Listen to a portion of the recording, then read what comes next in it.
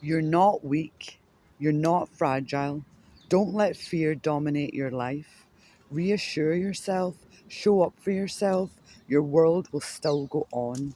It hasn't stopped. Your heart is heavy, but it will heal.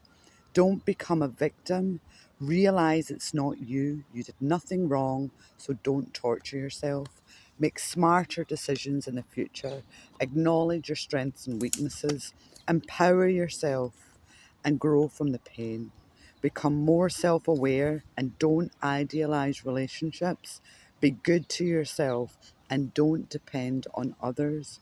Validate your own existence and be grateful you are now know exactly who they were.